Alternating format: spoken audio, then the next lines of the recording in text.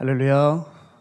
네, 우리 성도 여러분의 기도와 응원 덕분에 우리 길튼 온라인 교회 성도님들을 위한 전국 신방을 은혜 가운데 마치고 이 자리에 서게 되었습니다. 제가 이렇게 전국을 돌아다니면서 그 성도님들의 가까워 방문을 하면서 제가 깨달았던 것은 정말 한 분 한 분 하나님께서 예배해 두신 영혼이로구나 생각이 들고, 얼마나 귀하고 소중한 분들인지 우리가 지금 얼굴을 맞대어 볼 수는 없지만 그 지역에서 지금 여러분보다도 어떻게 보면 더 훨씬 감격적으로 정말 뜨겁게 예배를 드리고 계시다는 사실에 여러분 도전을 받으셔야 됩니다. 코로나로 인해서 신앙생활이 단절이 되고 어느 누구 하나 영적으로 돌봐주는 사람이 없는 그런 영적으로 척박한 상황 속에서 그 자신의 믿음을 지켜내기 위해서 몸부림치시는 그분들을 바라볼 때 하나님께서 그분들의 노고를 잊지 않으시고 이렇게 부족한 죄인을 보내셔서 그들을 위로하시고 용기를 북돋아주게 하시고 다시 세워가시는구나, 참으로 감사했습니다. 또한 무엇보다도 제가 감사했던 것은 이런 일을 통해서 교회의 본질을 회복했구나 라는 생각이 듭니다. 교회가 단순히 사회 참여나 자원봉사나 복지만 하는 것이 아니라 잃어버린 영혼, 정말 하나님께 갈급한 영혼을, 그 영혼을 건지기 위해서 나아가게 하심을 통해 우리 교회가 교회의 사명과 부르심과 교회의 존재 목적을 회복시키셨구나라는 것에 정말 감격스러운 그런 시간을 보내고 왔습니다. 비록 육신적으로 제가 강원도, 충청도, 전라도, 부산 이렇게 돌았습니다. 한 1000km가 훨씬 넘습니다. 거의 국토 대장정을 한 것 같은, 제 평생에 이렇게 많이 돌아본 적이 있을까, 전국을 순회하고 그 성도님들을 위로해 드렸는데요, 몸은 지쳐도 그렇게 마음은 꽉 차고 주님께서 함께 해주시는 그 은혜 덕분에 이렇게 여러분 앞에 다시 서게 되었습니다. 여러분 지금 이 현장에서 이렇게 예배를 드리신다는 것이 얼마나 특권이고 감사한 줄 아셔야 돼요. 우리 코로나가 우리에게 줬던 유익이 뭐죠? 예배가 소중한 줄 알았다는 거예요. 예배가 소중한 줄 알고 깜짝 놀랐습니다. 부산에서 오신 성도님이 여기 앉아 계시네요. 제가 부산에서 뵀던 성도님이 좀 앞에 앉아 계세요. 새벽 4시에 차를 끌고 오신다 그러더니 정말 오셨는데 제가 이렇게 보고 깜짝 놀랐습니다. 정말 오셨습니다. 이곳에. 잠깐 일어나시겠습니까? 잠깐 일어나세요. 괜찮아요. 잠깐 일어나세요. 인상을 확 쓰시는데 잠깐 일어나서 여기 앞에 앉아 계세요. 우리 환영의 박수 하겠습니다. 네네. 부산 해운대에 사시는데 지금 바로 며칠 전에, 이틀 전에 뵙고 왔는데 여기 계셔서 설교를 하다 깜짝 놀랐습니다. 네, 정말 우리가 이 코로나를 통해서 깨달아야 될 것은 뭐죠? 이 예배가, 우리에게 허락하신 이 예배가 얼마나 소중한지, 우리가 이렇게 교회에 문이 열린 것이 얼마나 정말 주님께 감사할 기도 제목인지, 우리가 마음껏 소리내서 기도하고 믿음의 동지들과 함께 신앙생활을 할 수 있다는 것이 여러분 정말 제1번의 감사 기도 제목이 되어야 될 줄로 믿습니다. 자, 이제 그래서 우리는 무엇을 해야 될까요? 나만 얻은 구원, 나만 들은 복음이 되는 것이 아니라 소위 예수 믿고 나만 잘 되려고 하는 그 심보를 버리고 하나님을 아버지라고 부르는 주의 자녀들에게 하나님의 구원과 사랑과 능력이 닿도록 뜨거운 관심과 노력으로 우리가 나아가야 될 것입니다. 아멘이시죠? 네. 같이 가자 그럴까 봐 걱정이십니까? 저 혼자 가겠습니다. 자, 그런 맥락에서 오늘 우리는 교회와 성도들의 심각한 문제 한 가지를 좀 짚어보기를 원합니다. 자, 많은 사람들이 한국교회를 망친 이유에 대해서 논할 때 대부분 어떤 이유를 꼽느냐면 기복주의 신앙을 꼽습니다. 기복주의 신앙. 그런데 그것과 버금가는 신앙이 하나 있습니다. 그것이 이기적인 신앙입니다. 자, 기복주의 신앙이 기성교회 내에서 터줏대감 역할을 할 수 있었던 것은 그 기복주의 신앙이 이기적인 신앙과 만났을 때부터였습니다. 자, 예전에는 가난과 질병에 젖어 있고 팽배하다 보니까 많은 교인들에게, 사람들에게 물질적인 혜택과 지원을 해주고 그 생계의 어려움을 해소시켜주는 것이 교회에서 시급한 문제였습니다. 근데 하나님께서 은혜를 주셔서 사람들이 먹고 살만하게 해주셨습니다. 그렇지 않습니까? 경제가 발전하고 사회가 살만한 그런 사회가 되었습니다. 그런데 사람들이 살만하니까 고개를 쳐들면서 올라오는 것이 있었는데 그것이 바로 탐심이었습니다. 더 갖고 싶어지고 더 누리고 싶어지고 이런 어떤 그것에 만족을 하게 되면서 하나님이 없는 나만을 위한 신앙으로 살면서 더 돈돈되고 더 복복되는 그런 신앙으로 나아가게 된 거죠. 나밖에 모르는 신앙이니 여러분 그 신앙이 어디로 나아가겠습니까? 나밖에 모르니 당연히 돈과 물질에 손이 가지 않겠습니까? 이렇게 기복주의적 신앙과 이기적인 신앙은 한국교회에 버려져야 할, 없어져야 할 못된 신앙의 양대 산맥으로서 한국교회 안에 여전히 녹아 들어와 있고 그 영향을 받은 무리들이 주님의 교회를 욕되게 하고 교회가 참신앙으로 영적으로 나아가는데 발목을 잡고 있다는 것입니다. 자, 우리 이기적인 신앙에 대해서 좀 살펴보기 원하는데요. 나밖에 모르는 이 이기적인 신앙. 여러분 이거 신앙입니까 아닙니까? 사실 신앙도 아닙니다. 구태여 표현하자면 이거는 이기적인 그냥 신앙이라고 한 것뿐이지 이기적인 믿음이 무슨 믿음이겠습니까? 그건 믿음이 아닙니다.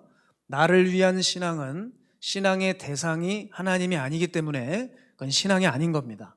자, 이기적인 신앙이 왜 위험한 것이냐면 이와 같이 이기심의 본질이 우상 숭배이기 때문입니다. 이기심의 문제는 여러분 사람의 어떤 감정적인 기질적인 성향의 문제가 아니라 이것은 본질상 우상의 문제라는 것입니다. 어떤 우상이요? 나라고 하는 우상, 자아라고 하는 우상입니다. 여러분 이기심은 자아를 숭배하는 자아 숭배자들의 감정이죠. 그래서 여러분이 이기적인 신앙이 아직도 신앙이라는 이름으로 살아남아 있어서 교회를 어지럽히고 십자가 복음의 원수 노릇을 하고 있다는 것에 대해서 안타까움을 금할 길이 없습니다. 그래서 불신자들이 교회를 방문하게 되면 기겁을 하고 나가버리는 것이 뭡니까? 교회 왔는데 온통 나 되는 거예요. 교회가 그것을 완전히 묶여서 치장을 하고 있기 때문이죠. 제가 예전에 집 근처에 시장을 갔을 때 아내와 함께 한 정육점을 들렸는데 아내는 이제 고기를 사냐가 바빴지만 저는 이렇게 둘러보지 않겠습니까? 둘러보는데 한 그 글자가 적혀 있는 그 팻말이 있었어요. 제가 그것을 보면서 참 많은 생각을 했습니다. 거기 글자에는 많은 단어가 적혀 있지 않았어요. 딱 네 자가 적혀 있었습니다. 내 덕, 내 탓. 이해되셨습니까? 내 덕, 내 탓. 모른 척 하시는 것 같아요. 자, 가만히 그 글을 보면서 생각에 좀 빠졌습니다. 아니, 교회들이 걸어 놓아야 될 그러한 문구들이 정육점에 걸려 있구나. 교회가 정육점보다 못하게 된 것이 아닌가. 참 서글펐어요. 교회 안에 잘 되는 일이 있으면 당신 덕이고 잘 안 되면 내 탓입니다 하는 게 있어요? 온통 잘 되면 내 탓이고 안 되면 남 탓 아니겠습니까? 이게 너무 우리의 지금 안타까운 그런 교회의 현실입니다. 이러니 교회에 처음 온 사람들이 그걸 보고 기겁을 하고 나가버리는 것이죠. 야, 우리 집하고 똑같네. 우리 회사랑 똑같네. 내가 뭐 똑같은 회사를 2개 다닐 필요가 있나? 그러면서 나가버리는 거예요. 자, 이런 분위기에 젖어버리고 길들여진 교인들은 오늘도 내일도 성령 충만이 아니라 자아 충만으로 사는 것입니다. 그러기 위해서 자아 충만으로 인해 교회 안에 참 말하기도 부끄러운 일들이 얼마나 많은지 모르겠습니다. 자, 그러면 이제 나밖에 몰라 하는 이유는 대체 무엇일까? 저는 이것에 대해서 잠시 2가지로 살펴보겠습니다. 첫 번째, 왜 사람들이 나밖에 모를까요? 그 이유는 하나님을 잊은 탓입니다. 여러분, 인간이 하나님을 잊어버리게 되면 나만 남습니다. 여기에 대해서는 어떤 변명도 없으셔야 돼요. 우리가 흔히 죄짓고 어느 날 깨달아서 참회하면서 고백하는 말들이 있습니다. 아, 내가 하나님보다 내 자녀를 더 사랑했구나. 내가 하나님보다 물질을 더 사랑했구나. 내가 하나님보다 학업을 더 사랑했구나. 학위를 더 사랑했구나. 이런 고백들을 하시는데 저는 이런 고백할 때마다 마음에 안 드는 단어가 하나 있습니다. 그게 뭔지 아세요? 더입니다. 더. 그러니까 내가 하나님보다 무엇을 더 사랑했다고 규정을 하는데 이것은 매우 잘못된 표현입니다. 하나님보다 그걸 더 사랑한 것이 아니라 하나님을 잊어버린 것입니다. 정확하게 말해야 돼요. 하나님을 잊어먹어서 하나님을 사랑한 적도 없는 것입니다. 그런데 자꾸 입으로 하나님을 사랑했습니다. 그런데 좀 제가 하나님보다 그걸 더 사랑했네요 라고 얘기하고 있는 것은 굉장히 자기를 속이고 있는 거예요.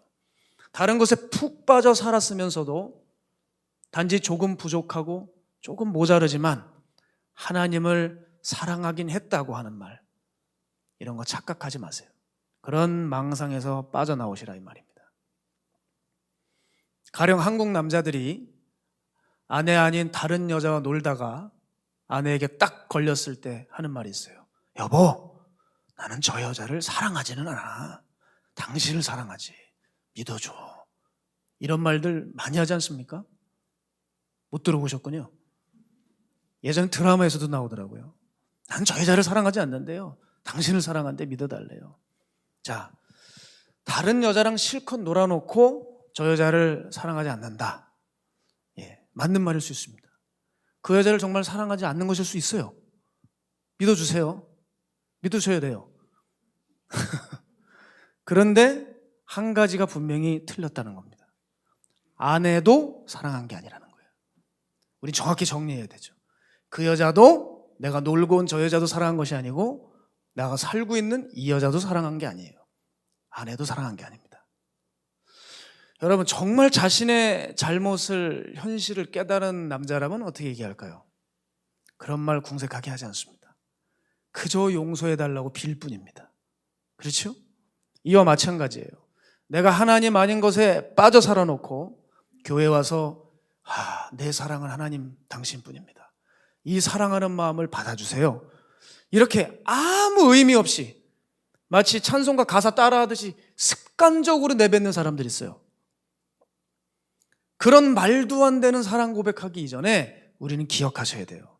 하나님을 정말 사랑했다면 당신의 삶에는 하나님과 견줄 수 없는, 하나님과 견주는 경쟁자가 없어져야 된다는 거예요. 여러분, 육적인 삶만 혹시 여러분 삶에 남아 있습니까? 육적인 삶? 그러면 여러분은 하나님을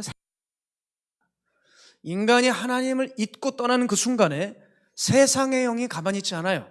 세상의 영이 여러분을 사로잡습니다. 여러분 안에 치고 들어오기 때문에 이미 여러분의 영적인 문은 다 무너져 버린 거예요. 그러니 당연히 나는 무엇을 위해 살아갈까요? 나 자신을 위해 살아가죠. 사탄경 1장 1절이 뭐예요? 네 자신을 위해 살라는 거 아니에요. 사단은 여러분 사단을 위해서 살아가라고 얘기하지 않아요. 너를 위해 살아가라 그래요. 너를 위해서. 그게 사단의 수략입니다. 사단의 수작. 그러니까 뭐 사단을 위해서 충성하는 게 아니잖아. 난 내 꿈이 있고 내 생각이 있고 내 계획대로 살아가는데 이것이 왜 내가 사단의 종로로 살아가는 거야? 이해가 안 될 수 있어요. 그러나 사단은 바로 하나님보다 너를 사랑하게 만드는 게 바로 사단의 꿈이란 말이에요. 사단의 그토록 원하는 꿈이요. 여러분, 사탄의 꿈을 지금 이루어드리고 있지 않습니까? 여러분이 살아가는 삶이 지금 사탄을 영화롭게 하고 있지 않냐는 거예요. 여러분이 믿음이라고 하는 그 행위가 사탄을 즐겁게 하는 행위는 아니냐 이 말입니다. 자, 시편 50편을 보게 되면 여기 악인의 행위가 나옵니다.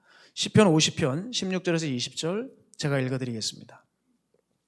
악인에게는 하나님이 이르시되 내가 어찌하여 내 율례를 전하며 내 언약을 내 입에 두었느냐. 내가 교훈을 미워하고 내 말을 내 뒤로 던지며 도둑을 본즉 그와 연합하고 간음하는 자들과 동료가 되며 내 입을 악에게 내어주고 내 혀로 거짓을 꾸미며 앉아서 내 형제를 공박하며 내 어머니의 아들을 비방하는도다. 자, 보세요. 입으로는 하나님의 말씀을 말하고 있으면서 삶은 죄악으로 가득 찬 사람들을 말해주고 있습니다. 그런데 이 시편 50편을 보시게 되면 문맥상 이 대상자들이 누구냐? 위선적이고 가식적인 종교인들을 대상으로 하신 말씀이에요. 자, 이렇게 이중적이고 가식적인 종교인들의 죄가를 쭉 나열하면서 이들을 악인이라고 주께서 규정하고 계시는데요, 이들이 왜 이렇게 죄악이 그들의 삶에 창궐했는지에 대해서 성경은 정확히 명시를 해두고 있습니다. 시편 50편 22절 보게 되면 이렇게 말합니다. 하나님을 잊어버린 너희여, 이제 이를 생각하라. 그렇지 아니하면 내가 너희를 찢으리니 건질 자 없으리라. 사람에게서 하나님이 망각되고 잊혀지잖아요. 그럼 아주 적극적으로 악을 향해 달려가게 되어 있습니다. 그리고 그는 하나님의 심판에서 건져 나올 수가 없습니다. 다시 말씀드리지만 심판 대상자, 이 악인이라고 말씀하는 이들은 누굽니까? 이방인이 아니라는 사실입니다. 율법에 정통한 유대인들이었습니다. 하나님의 은혜를 조상 대대로 누려왔던 선민이라고 하는 사람들이 하나님 앞에서, 하나님 면전 앞에서 이 악을 저지르고 있는 것입니다. 신명기 32편 32장 18절을 보면 너를 낳은 반석을 네가 상관하지 아니하고 너를 내신 하나님을 네가 잊었도다. 자, 왜 이런 일이 일어날까요? 하나님이 친히 산고의 고통을 겪어서 이스라엘 백성들을 낳아주셨대요. 그렇지 않습니까? 바로의 군대를 바다에 쳐넣으시고 그 대단했던 이집트의 신들을 다 사라지고 꼼짝 못하게 하시고, 있지도 않았죠. 그 귀신들을 다 잠재우시고, 이 땅에 신은 오직 한 분 하나님이라는 것을 만천하에 드러내시면서 당신의 백성들을 불가마니 같은 애굽에서 건져내셨는데 그 큰 사랑을 받았어요. 너를 내신 하나님을 근데 잊어버렸다는 거예요. 왜 이런 일이 일어날까요? 그 인간사에서도 흔히 발견이 되는데 보면요, 황당하게 늘 사랑받고 늘 혜택을 입은 사람들이 꼭 말이 많아요. 무슨 죄를 짓고 있느냐? 고마운 줄 몰라요. 늘 사랑을 받고 늘 혜택을 누리다 보니까 고마운 줄 모르고 은혜를 모르고 말썽을 일으키는 경우가 있어요. 그 사랑도 처음에는 감사한지 모르겠는데 자꾸 받다 보면 그 익숙해지는 모양이에요. 사람은 그래서 자고로 좀 엄격한 게 좀 필요한 것 같습니다. 가장 은혜를 많이 받고 가장 많이 사랑받은 이 민족이 하나님을 오래 기억해야 되지 않겠어요? 그런데 가장 사랑을 많이 받은 그들이 가장 손쉽게 빠르게 하나님을 잊어버렸다는 거예요. 자, 여러분, 이 중에서 신앙생활하는 게 20년, 30년 되신 분들 계십니다. 모태신앙분들 계십니다.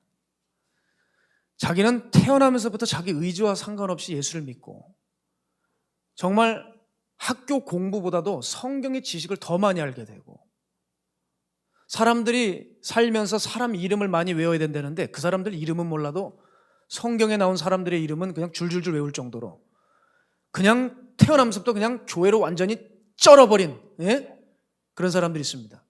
여러분, 이런 사람들이 있는데 이런 사람들에게서 정말 그 크신 사랑의 감격이 나오고 구원에 보답하는 은혜의 삶이 나옵니까? 여러분, 왜 그렇게 집회 때마다 강사님들이 오래 믿은 모태신앙들을 그렇게 쥐잡듯이 잡을까요? 그 모태신앙들이 정말 못하고 못됐어요. 안 되는 거예요. 왜 이럴까? 너무 익숙하고 너무 당연해서 아마 흥미를 잃어버리고 하나님 잊고 살아가는 것은 아닌가요? 왜 안티크라이스트 세력들을 보면 거기에 목사딸 장로 아들이 있죠? 너무 사랑을 크게 받아서 익숙해져서 하나님에 대해서 완전히 돌아서 버린 게 아닌가요? 사랑하는 여러분, 오늘 이 시간에 우리 부단히 자기 자신을 살펴야 됩니다. 안 그러면 자기밖에 모르는 자들로 나아갈 수 있어요. 자, 두 번째, 나밖에 모르는 이유는 신앙의 개념이 정립이 안 되었기 때문입니다. 여러분, 가만히 생각해 보세요. 제가 이 질문을 여러분께 오늘 꼭 하고 싶었어요. 내가 신앙을 선택한 이유가 무엇입니까? 오늘 여기서 이거 반드시 정립을 하고 가셔야 돼요. 내가 예수를 선택한 이유가 무엇입니까? 하나님 한 분 소유하기 위해서입니까? 아멘이 나오셔야 됩니다. 하나님과 교제하고 싶고 그 하나님의 뜻을 알아 그 뜻을 이루어드리기 위해서 신앙생활 하십니까? 그게 여러분의 신앙생활의 목적이신가요? 그런데 안타깝게도 신앙을 통한 개인 영달을 위하고 자기 실현을 하고 싶고 꿈을 이루고 싶고 야망과 자기 개인의 목적 달성. 신앙은 내 마음속 깊은 그런 소원을 이루고 싶은 일환으로서 나의 행복을 추구하기 위해 신앙을 선택한 것은 아닙니까? 여러분, 이것이 예수님을 처음 믿기 시작한 초신자들에게는 그럴 수 있습니다. 충분히 이해해 줍니다. 가끔 이제 소그룹에서 말도 안 되는 그 신앙에 대한 이야기를 하시는 분들이 계시면 제가 항상 숲지기 분들에게 이렇게 말씀을 드려요. 귀엽게 봐줘라. 당신도 올챙이 시절이 있었지 않느냐. 언제 그렇게 구원을 받았고 언제 그렇게 복음을 잘 알았냐. 어디서 신앙생활하고 오셨는지 모르지만 기다려줘라. 복음을 모르는 상태에서 20, 30년 교회 생활해봤자 하나님 보시기에 그 사람은 영적인 아가다. 아가. 그러니 이제 복음이 들려졌으니 좀 기다려줘라. 귀엽게 봐줘라. 제가 그 얘기를 항상 합니다. 예수님 초반에 믿었을 때는 그럴 수 있어요. 그런데 여러분, 지금 그 태도를 계속 일관하고 계신 건 아닙니까? 그거는 하나님한테 혼납니다. 매를 맞아요. 그거는. 저는 기독교 신앙이 뭐냐 물으신다면 찬송가 가사 그대로더라고요. 예수로 나의 구주 삼고. 제가 찬양을 좀 멋지게 하고 싶은데 목이 안 좋아서 못하겠어요. 그래도 해드릴까요? 안 합니다. 전 믿지는 장사 안 합니다. 예수로 나의 구주 삼고 성령과 피로써 거듭나니 이 세상에서, 어디에서요? 이 세상에서 내 영혼이 하늘의 영광 누리도다. 이게 여러분 기독교 신앙이에요. 찬송가 맨날 부르는 가사에 복음이 다 들어있다고요. 신앙은 땅의 영광을 누리는 것이 아니라 하늘의 영광을 누리는 것입니다. 그런데 예수로 나의 구주 삼고 성령과 피를 거절하고 땅의 영광을 구하고 있지 않습니까? 제가 이번에 전라도 지역을 다녀왔는데 순천에 사시는 성도님 가정을 방문하게 되었습니다. 그때 이제 예배를 잘 드리고 이분의 어떤 신앙 고민과 상담을 해드리는데 이분의 아주 간절한 기도 제목이 있으시더라고요. 목사님, 제가 딸이 3명입니다. 첫 딸은 결혼을 해서 이 벌교 쪽에서 그렇게 가정을 꾸리고 살고 있고, 문제는 둘째 딸, 셋째 딸인데 얘들이 이제 이 순천을 떠나서 서울로 갔다는 겁니다. 강남으로. 그런데 우리 딸들이 목사님 정말 예뻐요. 그래요. 그리고 셋째 따님이 정말 예쁘대요. 굉장히 미인이래요. 그분이 벌써 이렇게 이목구비가, 어머니가 시원하시고 눈이 예쁘게 생기셨어요. 따님이 아주 예쁘답니다. 그래서 셋째 따님 같은 경우는 어떤 의류 모델로 지금 뛰고 있대요. 근데 이제 그 셋째 딸 같은 경우 엄마가 그렇게 열심을 다해서 기도원 다니고 금식하면서 열심히 신앙생활 하셨는데 가정사가, 그러니까 가정생활이 살림이 그렇게 확 늘지 않는 거예요. 좋은 아파트로 이사 간 적도 없고. 그러니까 이 딸이 엄마는 저렇게 기도하는데 이 생계 상황은 나아지는 게 없으니까 하나님이 없다고 생각을 하고 교회를 안 다닌다는 거예요. 그 세상으로 나가버렸대요. 그래서 이 어머니의 소원은 딸이 구원받는 것, 그리고 믿음 좋은 형제 만나서 결혼하는 것, 이게 아주 간절하다는 거예요. 목사님, 우리 딸을 맡아주세요. 그러면서 우리 전사님에게 전화번호를 줬어요. 얘가 지금 서울에서 일하고 있대요. 불길한 마음이 자꾸 드는데 이 설교를 듣고 갑자기 안 나오던 젊은 형제들이 교회를 갑자기 나오기 시작할까 봐. 땅의 영광을 구하는 거라고요. 그런 것이 땅의 영광. 여담이고, 여러분 그 자매도 무엇 때문에 이렇게 실망을 했을까요? 신앙의 개념이 정립이 잘 안 된 거예요. 하나님 믿는 게 나 복 받고 나 잘 되려고 한다고 생각한 거죠. 여러분, 그건 점집 가면 됩니다. 용하다는 무당 앞에 가서 복채 듬뿍이 준비하셔서 내놓고 치성 드리면 돼요. 그러면 뭐 어쩌고 저쩌고 돈 많이 내면 젊게 좋게 나옵니다. 여러분들 예수를 믿는 걸 그렇게 믿는 거로도 착각하시면 안 되죠. 예수님 믿는 것은 그런 냄새나는 땅의 차원이 아니라 영원한 생명을 주시는 하늘의 차원의 일이라는 것입니다. 왜 신앙을 자꾸 인간 수준에서 논하냐 이 말이에요. 답답하게 자꾸 와서 상담을 해도 왜 자꾸 인간 차원의 얘기만 합니까? 하나님 수준의, 하나님 차원의 얘기를 해야죠. 이런 신앙의 개념만 정리가 잘 되면 교회 왜 떠나겠어요? 그렇지 않겠습니까? 제가 그래서 맡고 있는 성도님들, 청년들은 한 명도 빠져나가지 않게 원합니다. 신앙의 정립을 잘 하세요. 예수 믿는 건 이 땅의 영광과 금은보화 얻는 것보다 비교할 수 없이 청년들 대단한 스펙 얻는 것보다 훨씬 뛰어난 비교 견줄 수 없는 하늘의 영광 구원받는다 이 말입니다. 스펙 다 따놓고 죽어서 지옥 가는 영혼들 얼마나 많은 줄 압니까? 왜 여전히 눈이 안 떠져서 예수를 제대로 못 믿고 있습니까? 여러분 우리에게 영생의 감격이 있습니까? 제가 정말 진지하게 여쭤보고 싶은 것이 뭐냐면 내가 구원받은 것이 내가 예수 믿고 성공하고 나 잘 되는 것보다 더 감격적입니까? 더 만족감이 있으십니까? 그 구원의 은혜를 이 땅에서 누리고 살며 하나님의 뜻인 영혼들을 건져올 때 그 하늘의 기쁨을 가지고 이 땅을 걸어가는 사람, 여러분 그 사람을 여러분 롤 모델로 잡으셨습니까?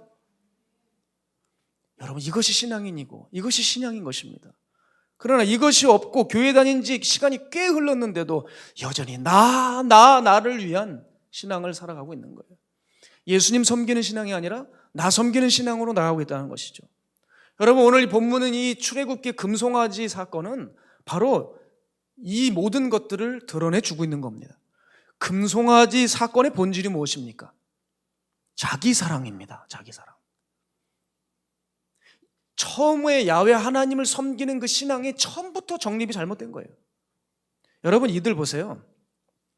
하나님께서 자신들을 불가마니 같은 애굽에서 건져주셨는데도 하나님 사랑해야 되는데 자기 사랑에 충만해 있잖아요.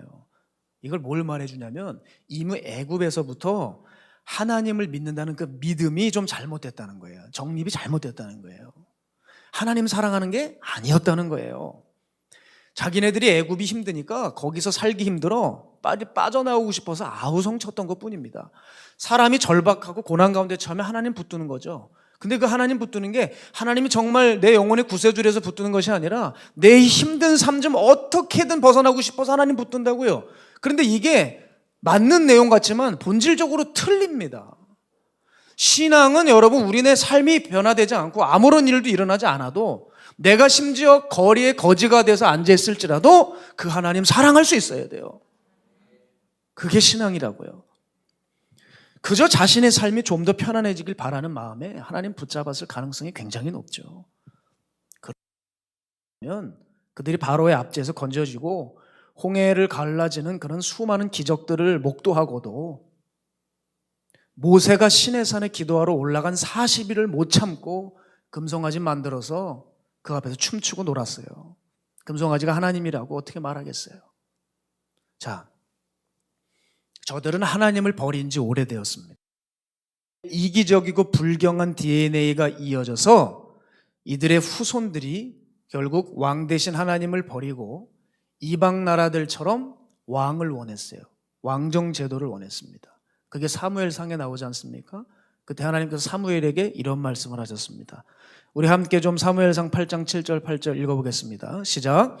여호와께서 사무엘에게 이르시되 백성이 내게 한 말을 다 들으라. 이는 그들이 너를 버림이 아니요 나를 버려 자기들의 왕이 되지 못하게 하면이라. 내가 그들을 애굽에서 인도하여 낸 날부터 오늘까지 그들이 모든 행사로 나를 버리고 다른 신들을 섬김같이 내게도 그리하는도다. 지금 벌어진 게 아니라 애굽에서부터 그는 그런 신앙을 가지고 있었다는 거예요.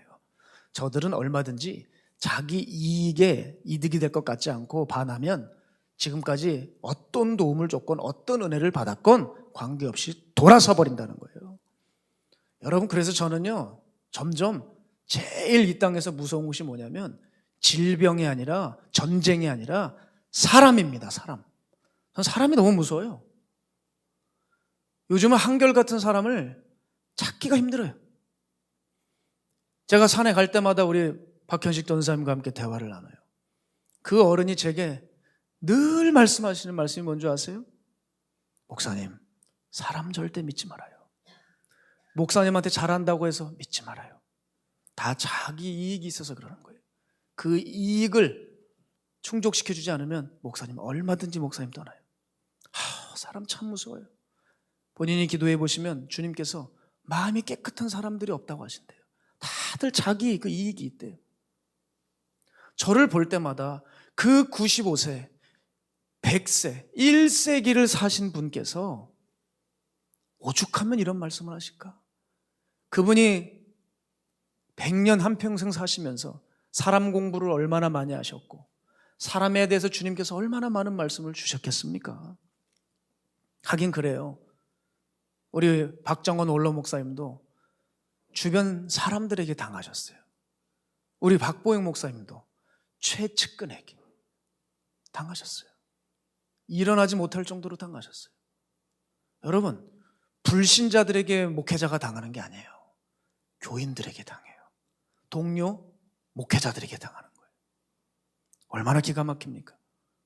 여러분, 이것이 바로 저 출애굽 때부터 있었던 인간의 악한 본성이라는 거예요. 4절 보게 되면 인간의 본성이 문제가 많은 정도가 아니라 인간의 본성이 아주 완악하고 부패함이 드러났습니다. 그 이스라엘 회종을 대표하는 아론의 말을 들어보시면 여러분 아십니다. 아론이 뭐라고 얘기했냐면 이렇게만 얘기했어도 양반이에요.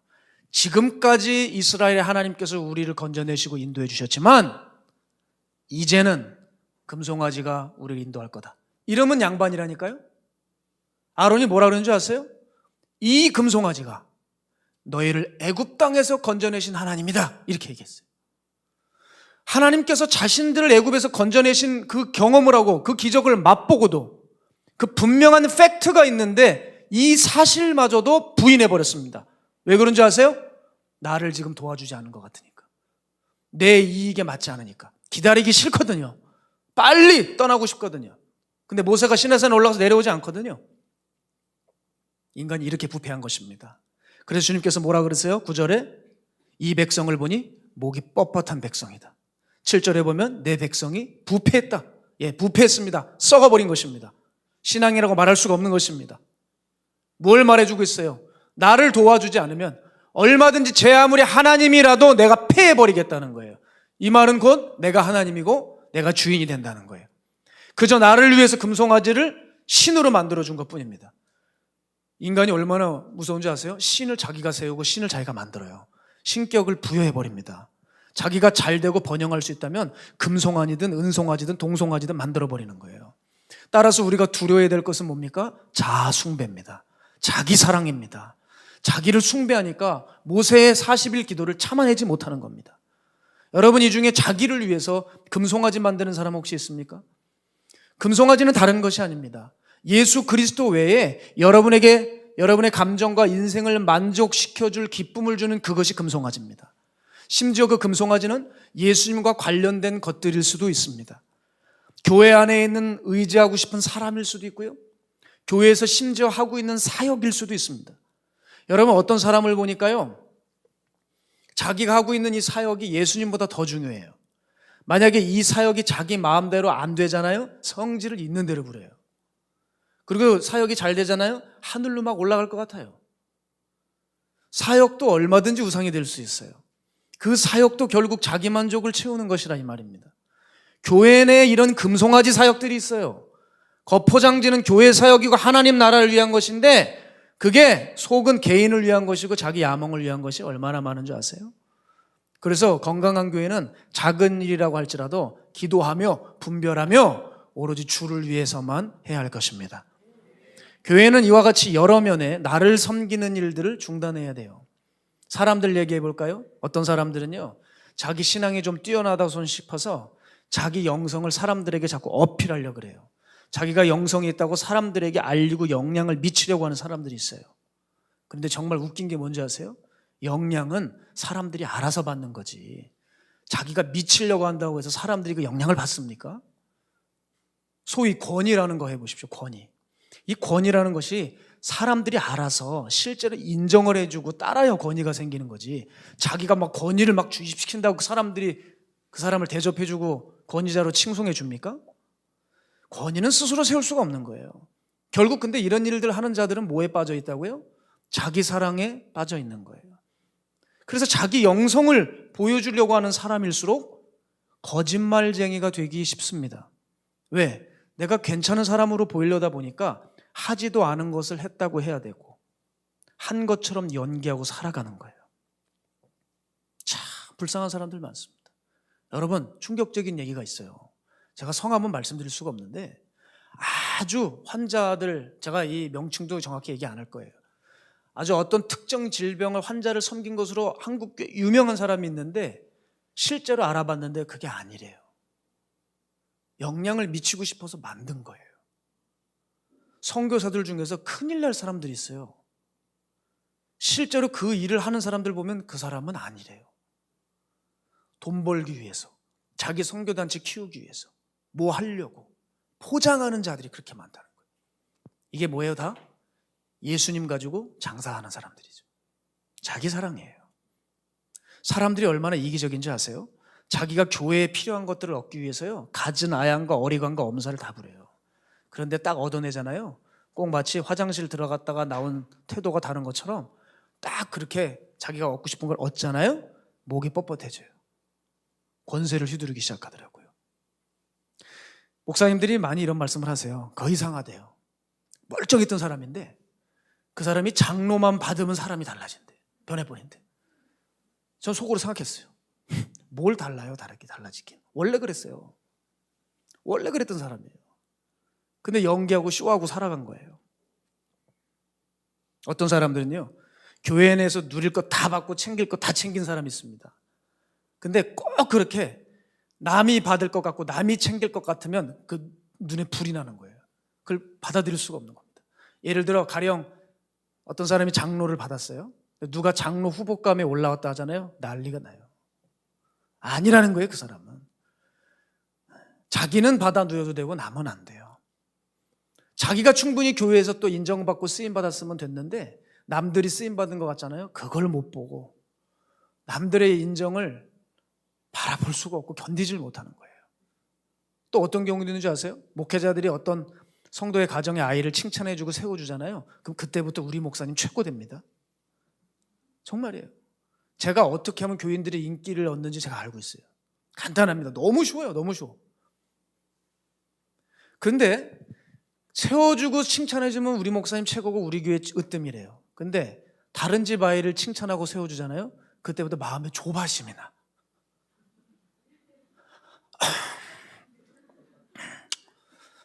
목이 타네. 자기 사랑에 불이 나서 견디질 못하는 거예요. 심지어 남이 은혜를 받잖아요. 배가 아파합니다. 나 받은 은혜, 나 받은 은사 귀한 거 알면 남 받았을 때도 귀하게 여겨야죠. 그거 누가 받으면 셈이 나고 질투가 나서 심기가 불편해합니다. 여러분, 이들은 하나님이 삶 속에 없는 사람들이에요. 복음이 한 번도 삶에서 작동을 하지 않고 그저 나밖에 모르는 버려진 신앙으로 살아가는 거예요. 자아의 노예가 되어버린 가련한 영혼들입니다. 여러분, 이제 구체하게 설명 그만하고 어떻게 하면 이제 이기적인 신앙에서 벗어날 수 있을지 제가 짧게 두 가지만 말씀드리고자 합니다. 첫 번째, 이기적인 신앙을 어떻게 이겨내냐면 지금 내가 믿고 따르고 있는 예수 그리스도가 어떤 분인지 다시 확인하시기를 바랍니다. 다시 예수님에 대해서 공부하세요. 제자교육 끝냈다고 그 사람이 예수님의 사람 되지 않습니다. 절대 아닙니다, 여러분. 여러분의 인생에 거쳐서 예수님을 정말 사모해야 되고 닮고 싶은 마음이 있어야지 어느 유명교회 제자교육 코스웍 밟았다고 해서 내가 제자가 되는 게 아니에요. 예수님의 말씀과 생애를 사랑해야 되고 그 생애 안에 담겨져 있는 우리의 신앙과 인생에 나아갈 방향을 찾아내는 사람, 예수 그리스도의 생애를 다시 확인함으로 인해 여러분의 신앙은 교정될 수 있습니다. 예수님께서 어떤 분이신지 가장 복음서에서 강력한 대목을 저는 알고 있습니다. 저는 항상 이 구절을 꼽아요. 마태복음 20장 28절입니다. 사역자들, 일반 성도들, 맡은 것이 많은 사람일수록 이 구절은 가슴판에 새겨야 됩니다. 마태복음 20장 28절 함께 읽습니다. 시작.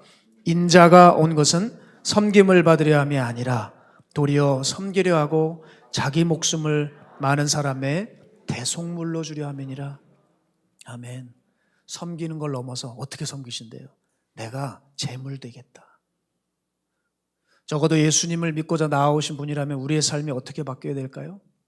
제물까지는 아니더라도 내가 아닌 남을 위한 삶으로 전환되셔야 돼요. 이미 지금까지 여러분 나를 위한 삶으로 도배되시면서 살아온 거 아니겠습니까?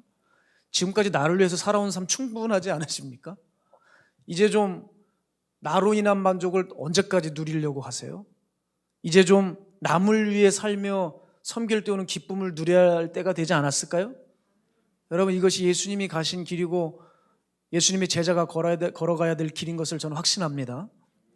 제가 어제 정말 기분이 좋았던 것이 뭐냐면, 말씀을 준비하고 있는데 제 문을 두드리는 사람이 있었어요. 근데 저는 그 문을 두드리는 박자와 강도를 보자마자 누군지 알았어요. 문이 열리는데 안 쳐다봤어요. 한수지 그랬어요. 그랬더니 깜짝 놀라더라고요. 우리 강한수 형제가 제 방에 온 겁니다. 그래서 저와 함께 앉아서 얘기를 하는데, 이 형제는 요즘에 입을 열면, 예전에는 조직폭력배 얘기만 해줬거든요. 이제는 입을 열면 노숙인 얘기밖에 안 해요. 감동이에요. 제가 어제 또 자세히 들었는데 밤마다 동인천 노숙인들을 섬깁니다. 하루도 빠짐없이 거의. 제가 좀 하루 정도는 쉬라고 제가 말하고 있어요. 그렇게 달려가서요, 뭐 하나 있는데 빨래들을 본인이 다 걷는데요. 여러분, 노숙인들의 그 옷은요, 여러분 상상을 초월합니다. 상상을 초월해요. 그 냄새가 대단한데 그것을 다 모아서 본인 차에 싣고 근처 빨래방에 가서 그것을 빨래를 다 하고 나서 그것을 노숙인들에게 다시 나눠준답니다. 그런데 이런 얘기를 해요. 목사님, 빨래방에 딱 들어가잖아요. 그 냄새가 순식간에 그 빨래방에 가득 찬대요. 그래서 그 냄새 때문에 사람들이 자기를 쳐다본대요. 여러분, 그런데도 개의치 않고 늘 그 삶을 사는 거예요. 쪽방에 들어가면, 노숙인들이 머무는 쪽방에 들어가면 얼마나 냄새가 지독한지, 한 번 들어갔다가만 나온 건데 자기 옷에 그 노숙인들의 냄새가 배어서 자기에게 냄새가 난대요. 그럼에도 불구하고 매일같이 섬기는 거예요. 그러면서 형제가 항상 저에게 하는 말이 뭐냐면, 나는 아무것도 아니다. 그 동인천 노숙인을 섬기는 귀한 성도님들이 계시고 그곳에 함께 가고 있는 우리 교회 청년들이 있다는 거예요. 그 사람들과 함께 다니다 보니까 자기는 더 깨닫는다. 이런 얘기를 그렇게 하더라고요. 어제도 얘기를 하다가 이제 일어나려고 하더라고요. 옆 소요비실에 동인천 노숙인을 섬겼던 그 청년들이, 같이 섬겼던, 수고해줬던 청년들이 옆에 있다고, 그 청년들을 그냥 돌려보낼 수가 없어서 저녁을 사주려고 한다고 하면서 음식을 배달시켰더라고요. 그리고 음식이 와서 그 청년들 몇이랑 같이 소예배실에서 책상 하나 조그마한 거 놓고 이렇게 치킨을 이렇게 뜯고 있었어요. 포장지를 뜯고 있는데 제가 너무 궁금한 거예요. 그 광경이. 어떻게 우리 형제가 같이 청년들하고 있을까 해서 궁금해서 이러고 봤는데 너무 들어가고 싶은 거예요. 그냥 보고 그냥 갈 수가 없어요. 문을 열고 들어갔어요. 들어가가지고 그 동인천 팀을 제가 응원을 해줬습니다. 근데 여러분, 한수 형제님이 저를 딱 보면서 환하게 웃는데, 제가 제 목양실로 돌아와서 책상에 앉는데도 정말 먹먹하고 멍해가지고 한참 앉아 있었어요. 저렇게 천사같이 웃고 있더라고요. 어쩌면 얼굴도 저렇게 달라지고 전혀 다른 사람이 돼 있는 거예요. 누가 저 형제를 두고 조직폭력배라고 생각할까? 이젠 주님을 사랑하는 길퉁교의 청년일 뿐이더라고요. 정말 그 세상의 옷들이 벗겨진 것 같아요. 자신만을 위해서, 성공을 위해서 달려왔던 그 형제가 이제는 노숙인 생각에 밤에 잠을 못 이뤄요. 또 그 사람이 굶을까 봐 또 힘든 몸을 일으켜서 차를 끌고 가서 빵이고 우유고 배달하고 오는 거예요.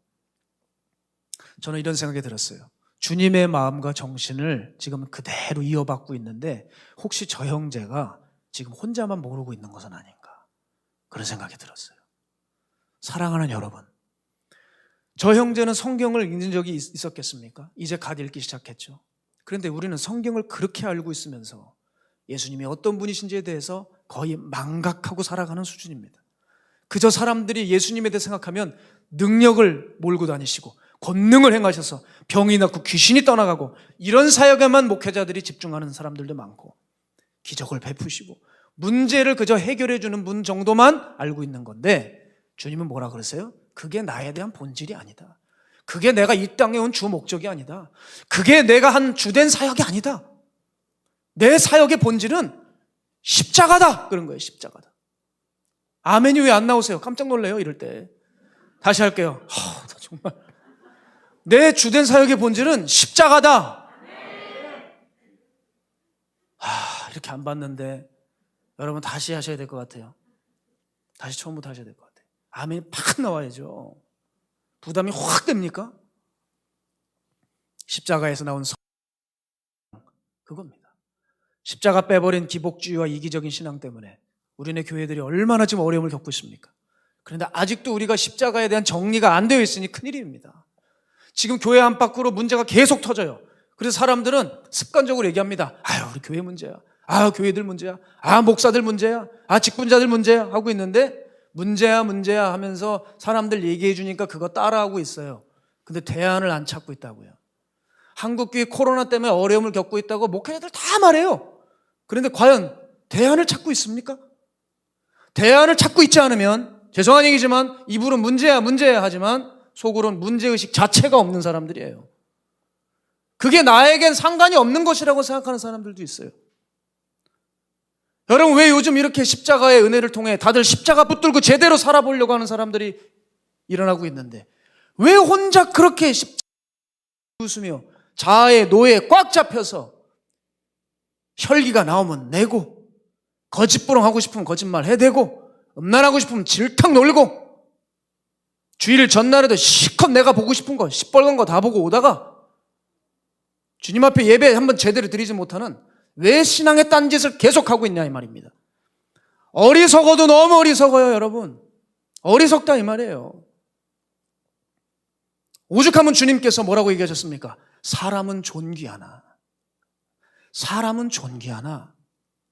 깨닫지 못하는 사람은 멸망하는 짐승과 같도다. 사람은 내가 지었기 때문에 존귀하나 깨닫지 못하는 자들, 하나님을 알지 못하는 세상 지식만 가득한 자들, 깨닫지 못하는 자들, 멸망하는 짐승과 같도다. 이렇게 말씀하셨어요. 왜 자기만을 위해 살다가 여러분 영영 죽고자 합니까? 왜 망하려고 하십니까? 왜 지옥 가려고 하십니까? 두 번째, 이기적인 신앙을 이기는 것은 십자가 신앙으로 젖는 것밖에 없다는 것을 확신하셔야 돼요. 확신에 여러분 포커스가 있어요. 확신하세요. 십자가 신앙이 진짜 신앙입니다. 전혀 타협하지 마세요. 제가 이 십자가 신앙에 대해서는 나중에 깊이 더 다룰 날이 있을 것입니다. 여러분 아시다시피 한국교회에는 다양한 신앙, 다양한 성경 해석, 다양한 영성들이 교회 내에 많아요. 다양한 것을 좋아하는 것은 엄밀히 말해 세상이 좋아하는 것이지 영적인 차원에서 보면 그건 혼란스러움입니다. 뒤죽박죽 아주 신앙이 비빔밥이 되어버리는 거예요. 여러분 온통 다양한 거 많다고 하지만 그 모든 것보다 그 중심에 십자가가 서 있어야 됩니다. 십자가 중심되지 않은 신앙에 대해서 논하는 거 다 가짜입니다. 여러분, 나 죽고 예수 사는 신앙 그것밖에 없어요. 영성이라고 이름 붙인 것들 기가 막히게 많아요. 뭔 영성이 그렇게 많은지 모르겠는데 영성은 하나밖에 없어요. 나 죽고 예수 사는 것, 그 영성밖에 없습니다. 흔들리지 마세요. 여러 영성들 속에도 속지 마세요. 십자가 영성밖에 없어요. 예수님이 그것만 하시다 가셨어요. 그럼 그것만 하면 됩니다. 단지 화려하고 세련된 교회들이 십자가를 무시하고 있어요. 자기네들 입으로는 죽었다고 하면서 죽지 않고 살아있고, 버렸다고 하면서 버리지 않고, 주님밖에 없다고 하면서 주님의 원수로 살아가고 있고, 십자가는 말하고 있으면서 십자가의 정신은 삶이 없어요. 완전히 모순적인 것이죠. 여러분, 십자가 신앙으로 젖지 않으면 우리의 이기심 제거할 수 없습니다. 나밖에 모르는 신앙인들로 변질되어 끝간데 없이 갈 수밖에 없어요. 십자가 빼버리고 다른 것으로는 절대 내 자아 꺾어올 수 없습니다. 오늘도 내일도 그래서 이 단에서 십자가 외칠 것입니다. 온 교회들이 십자가 영원히 외쳐야 돼요. 여러분, 이것이 바로 제자도인 것입니다. 제자 강조하는 교회 많은데 과연 그 교회에서 십자가 교육이 얼마나 심도 있게 진행되고 있는지 묻고 싶어요. 여러분, 십자가를 만났다고 하는 표현은 무슨 말입니까? 나 죽고 예수로 사는 것입니다. 내 안에 그리스도께서 살아나시는 것입니다. 내가 이제 십자가에 못 박혀 죽었나니, 내가 그리스도와 함께 십자가에 못 박혀 죽었나니, 그런즉 이제 내가 사는 것 아니요 내 안에 그리스도께서 사시는 것이라. 이제 내가 사는 것은 나를 사랑하사 나를 위하여 자기 자신을 버리신 하나님의 아들을 믿는 믿음 안에서 사는 것이라. 아멘. 이 십자가 신앙에 젖어야 됩니다. 주님의 제자가 되는 법은 꽁꽁 감춰놓으신 게 아니에요. 바로 이겁니다. 사람들이 기독교의 진리를 마치 암호 풀듯이 해독하듯이 베베 꼬아놓은 것이라 생각해요. 희한한 성경 해석을 가지고 나와야 이게 진리인 줄 생각합니다. 여러분, 주님이 그런 분이 아니에요. 소수만 아는 어려운 문제 풀이하는 해석하는 그런 신학자들의 소위 고상적인 가르침에 속지 마시고 기가 막힌 영예라고 푸는 사람들 많은데 거기에 귀 기울이지도 마세요. 주님의 진리는 꽁꽁 감춰놓고 기가 막힌 사람들만 푸는 게 아니에요. 이미 훤히 알려져 있는 거예요. 주님의 진리는 우리가 주님의 제자가 되는 방법은 너무나 분명히 드러나 있어요. 이 말씀 이것밖에 없습니다. 이대로 사는 것밖에 없습니다. 마태복음 16장 24절 25절입니다. 함께 읽습니다. 시작. 이에 예수께서 제자들에게 이르시되 누구든지 나를 따라오려거든 자기를 부인하고 자기 십자가를 지고 나를 따를 것이니라. 누구든지 제 목숨을 구원하고자 하면 잃을 것이요 누구든지 나를 위하여 제 목숨을 잃으면 찾으리라. 아멘. 이 말씀 어디에도 예수님은 네 권리를 찾아라, 너를 사랑해라, 너 합리화 속에 살아가라, 이 말씀 한 구절도 없습니다. 오직 사람들이 끝까지 챙기려고 하는 그 나를 부인하고 네 십자가를 져라. 네 보화 챙기고 따라오는 게 아니라 네 십자가 지고 따라오라는 거예요. 따르라는 것은 따를까 말까 고민하고 주저앉고 묵상하고 큐티하고 앉아있는 게 아니라 지금 당장 일어나 따르라는 거예요. 한국교 큐티 그만해야 돼요. 제발 묵상 그만해야 돼요. 한 구절 가지고 살아야 됩니다. 순종하며 나아가야 됩니다. 언제까지 자기를 속이고 하나님을 속이는 눈 가리고 앙하는 식의 신앙을 가지고 살아가겠습니까? 그만 묵상하셔도 돼요. 사랑하시면 돼요. 기도하면 돼요. 용서하면 돼요. 순종하면 돼요. 여러분, 그것 말고 뭐가 중요합니까? 뭘 이렇게 복잡하게 만들어놨어요? 십자가의 진리를 자주 접하는 것만이 이 지독한 자아 숭배자들을 회심시킬 수 있습니다. 그들도 자아라는 것이 거짓신인 것을 깨닫고 십자가를 통해 거기서 벗어날 수 있게 되는 것입니다. 여러분, 저는 오늘 아침에 눈을 떴을 때 이상한 경험을 했어요.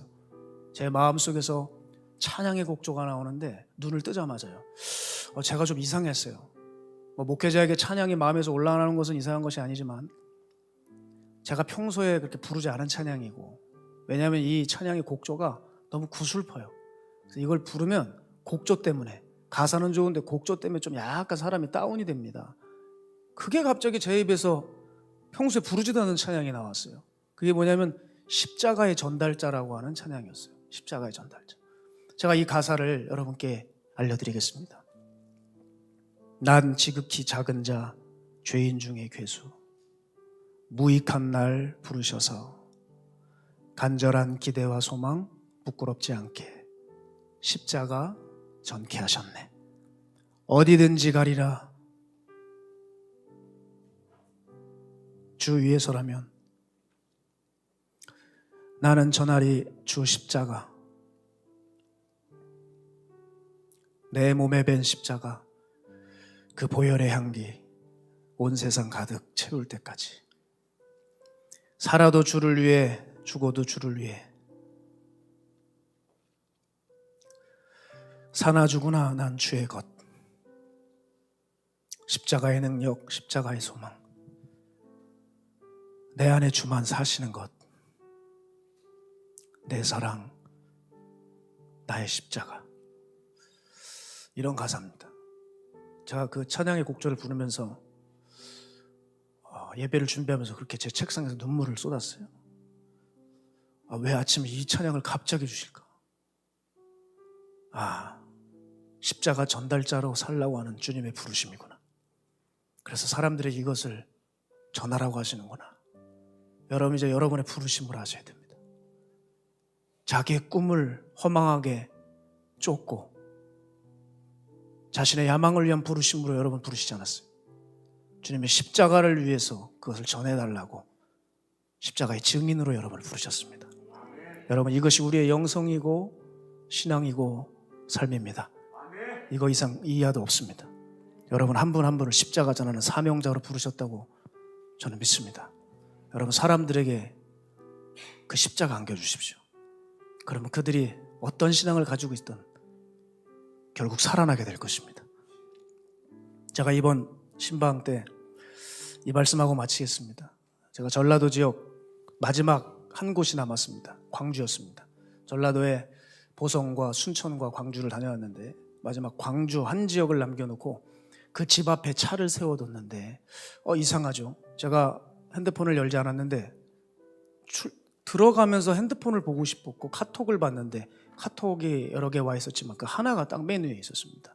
그게 뭐냐 했더니 목사님, 이제 제 동생이 오늘 밤을 넘기기 힘들다고 합니다 라는 카톡이었어요. 제가 그 카톡을 누르고 봤습니다. 지금 전북 익산에서 목마르셔서 우리 교회를 오시는 성도님이 계세요. 그 성도님의 동생이 결혼도 안 하시고 38이신데 그 성도님의 여동생, 그 38세 된 여동생께서 암이 다 몸에 퍼져서 이제 얼마 남지 않았습니다. 그래서 믿음이 걱정이 되니 목사님 가셔서 기도해 주시면 좋겠다. 가서서도 아니죠. 그냥 전화로라든지 기도해 달라고 했습니다. 근데 제가 어떻게 이제 마지막 남은 영혼에게 전화로 기도해가지고 말겠어요. 제가 찾아가겠다 했습니다.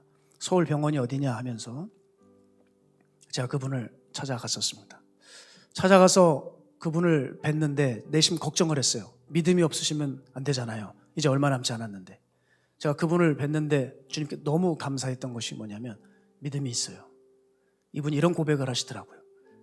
시간이 지나면 지날수록 주님에 대한 믿음이 더 견고해집니다. 확신이 생기기 시작한대요. 병들기 전에는 주님에 대한 마음이 없었는데 병이 얻고 나서 가면 갈수록 주님에 대한 확신이 생기더라는 거예요. 얼마나 감사해요. 여러분, 얼굴이 암 환자의 얼굴이 아닙니다. 여러분, 죄송하지만 여러분보다 얼굴이 더 환했습니다. 그렇게 복음을 전하고 기도를 해줄 때 제 마음에 주님이 확신을 주셨어요. 이 딸은 내가 사랑하는 딸이라고 하는 주께서 확신을 주셨어요. 됐다. 이번은 천국으로 주께서 인도하시겠구나. 어떤 조심스러운 제 마음에 확신을 갖게 되었죠. 그래서 그렇게 돌아왔던 기억이 있습니다. 돌아오면서도 얼마나 안 됐습니까 이제. 근데 마음에 이 만남이 이제 작별이라는 생각이 자꾸 들어요. 발걸음이 안 떼져서 자꾸 저도 돌아보았습니다. 이분도 그렇게 휠체어 타고 병실로 돌아가시는 것이 아니라 힘든 몸을 이렇게 목을 꺾어서 저를 이렇게 보시더라고요. 눈과 눈이 마주치면서 가슴이 아파 제가 그렇게 다시 인천으로 돌아왔었거든요. 근데 그 자매님이 이제 소천을 직전에 두고 있다는 얘기예요. 얼른 전화를 걸었습니다. 지금 안 하면 이상하게 안 될 것 같더라고요. 본인 스스로는 전화를 받을 수가 없어서 가족들이 받으셔서 스피커폰으로 성도님 귀에 대주셨어요. 근데 그 핸드폰에 산소 호흡기, 그 산소가 들어가는 소리, 기계 소리가 들리고 가족들이 이렇게 옆에 와 계시더라고요. 저는 그때 아주 제가 할 수 있는 힘있게 기도를 하기 시작했습니다. 그런데 얼마나 감사한지요. 제가 기도 문장이 끝날 때마다 아멘, 아멘 하는 겁니다. 제가 정말 이분은 복된 성도님이고 정말 아름다운 성도의 죽음을 맞는 거라고 생각한 것이 뭐냐면 바로 죽기 전에 믿음의 사람들이 포진하고 있는 거예요. 이야, 이런 아름다운 죽음이 어디 있을까? 믿음의 사람들이 딱 진을 치고 마지막을 보내주고 있는 겁니다. 그렇게 얼른 기도를 마쳐드리고 저는 서둘러 그 신방을 하러 들어갔었죠. 신방하고 딱 나와서 핸드폰을 열었는데 이제 인천으로 가려고 버스를 타러 터미널로 가려고 차에 딱 타서 핸드폰을 열었는데 카톡이 와 있는 거예요. 목사님, 동생이 하나님 품으로 갔습니다. 그 짧은 시간에 제 마지막 기도를 통해 주님께 연결해 드린 게 저한테 너무나도 영광스러웠어요. 영광스러워. 제 안에 기쁨이 올라오는데 야, 이분은 천국 갔어, 천국 갔어. 혼잣말을 제가 했습니다. 전화를 걸었어요.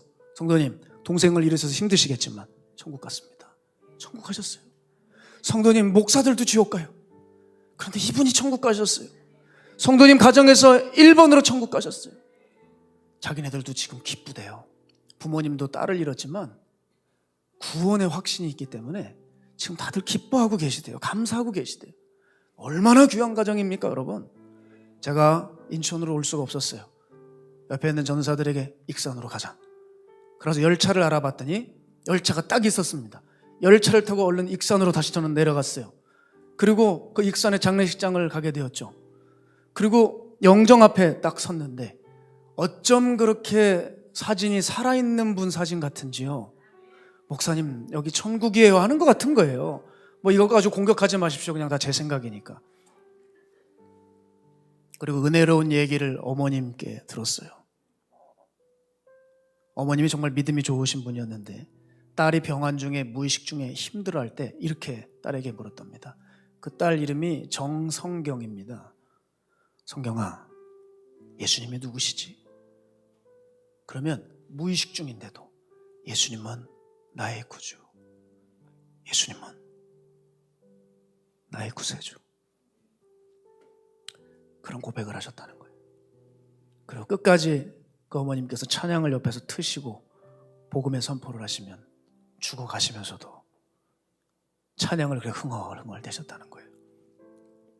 이제 임종을 앞두고 그 어머님 성도님이 이렇게 얘기하셨대요. 사랑하는 딸아, 엄마 딸로 살아줘서 너무 고맙다. 네가 먼저 하나님께 가서 하나님과 같이 있어라. 나중에 엄마 가면 네가 두 팔로 나를 환영해 줘야 된다.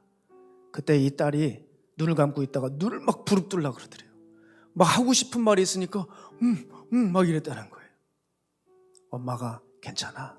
내 딸 괜찮아. 힘쓰지 마. 엄마 내 맘 다 안다. 하면서 편히 그렇게 천사처럼 눈을 감았다고 해요. 그 어머님이 제가 나올 때 이런 말씀을 하시더라고요. 우리 딸이 믿음으로 승리했다고요. 여러분, 그 성도님은 소천할 때 십자가를 붙들었어요. 자, 그런데 이 아침에 이 찬양을 주시는데 제가 얼마나 눈물이 났겠습니까? 기도하면서 울었어요. 사랑하는 여러분, 우리 십자가의 전달자가 되어야 됩니다. 내 자아를 날마다 십자가에 못 박아 죽이고 주님께서 내 안에 사실 수 있도록 우리 다시 일어나기를 원합니다. 다른 말씀 말고 십자가의 말씀으로 십자가 많이 죽어져 가고 변질된 우리의 영혼과 신앙을 살릴 수 있으니 진정한 생명을 기억하고 주께서 우리를 어떤 부르심으로 부르셨는지 기억하여 기껏 예수 믿고 간다는 게 구차하게 나를 위해 살아가는 그런 버려진 그런 신앙으로 살지 말고 이제부터라도 내 안에 주님 살아계셔서 나를 위한 삶이 아니라 이제는 더 이상 나를 위한 삶이 사는 것이 아니라 주 예수 그리스도를 위한 거룩하고 아름다운 그 힘찬 발걸음을 여러분 저와 함께 내딛기를 소망합니다. 십자가 신앙밖에 없습니다. 그 신앙 위에 굳게 서서 여러분의 생명이 끊이지 않길 주의 이름으로 축복합니다. 우리 시간 함께 이 찬양하기를 소망하는데요. 십자가의 전달자, 오늘 말씀드린 이 찬양을 여러분과 함께 찬양하며 우리 결단하면서 주님 앞에 나갔으면 좋겠습니다.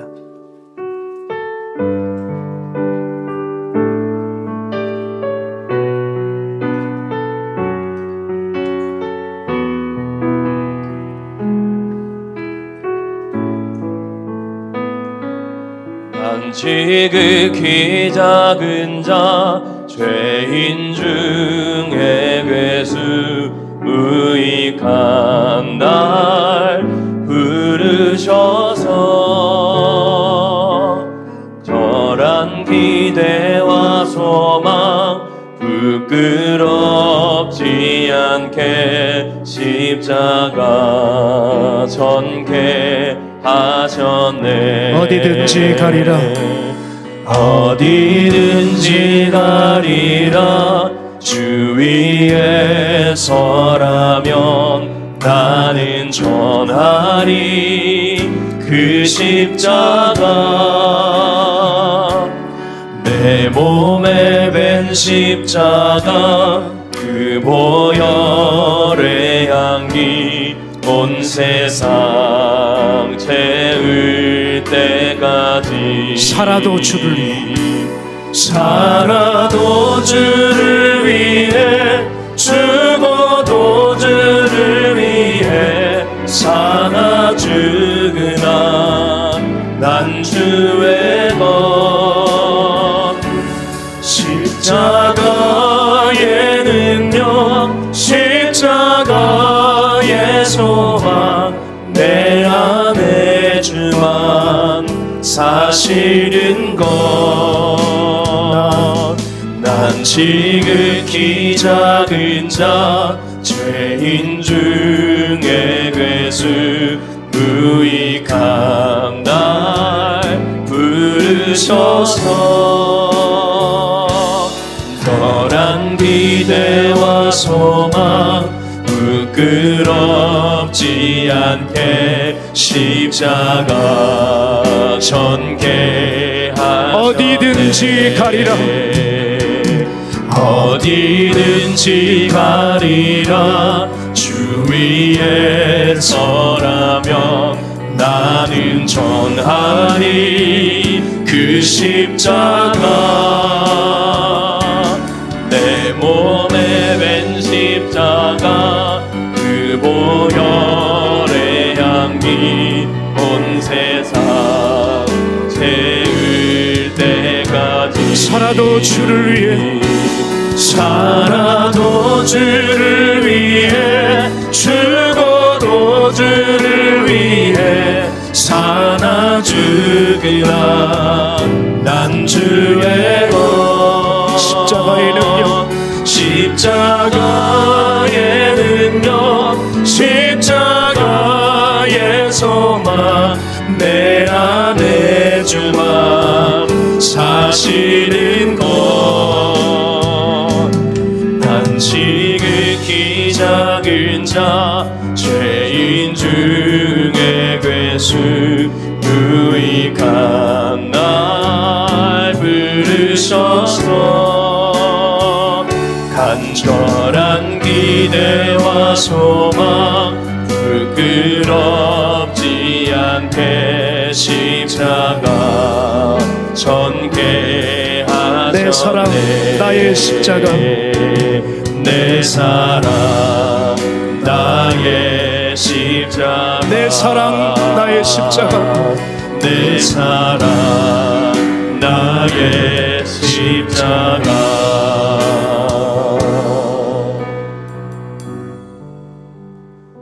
내 사랑 나의 십자가. 주님, 그 사랑 없었으면 우리 여기 발 딛고 서 있을 수가 없습니다. 그 사랑 없었으면 우리 죄 때문에 벌써 죽어야 했습니다. 그런데 주께서 내 명찰 달고 내 죄짐 뒤집어 쓰시고 그 십자가에서 홀로 외롭게 처형당하셨어. 주께서 우리에게 한 가지 요구하시는 것은 내 아들의 십자가를 붙들고 살아가라는 것입니다. 주님, 분명한 그 한 가지 요구하시는데 우리가 그것을 들어드기가 너무 힘이 들었습니다. 얼마나 나를 위해 살아가기 좋아하는 거짓된 믿음으로 우리는 내가 구원받았다고 하고 이것이 믿음이라고 하고 살아가는지 모르겠습니다.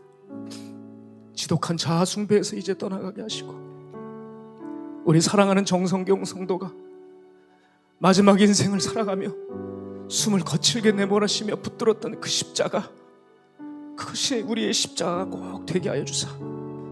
하나님, 나의 신앙이 주님 앞에 섰을 때 부끄러움 당하지 않게 하여 주시옵시고, 멸망하는 짐승과 같도다 하는 말 듣지 않게 하시고, 나는 나의 신부야, 우리 주의 음성 꼭 들을 수 있는, 그래서 내 평생에 내 사랑, 나의 십자가, 최후 승리를 얻기까지 험한 십자가 사랑하기 원합니다. 살아계신 예수님의 이름으로 감사드리며 기도드렸습니다.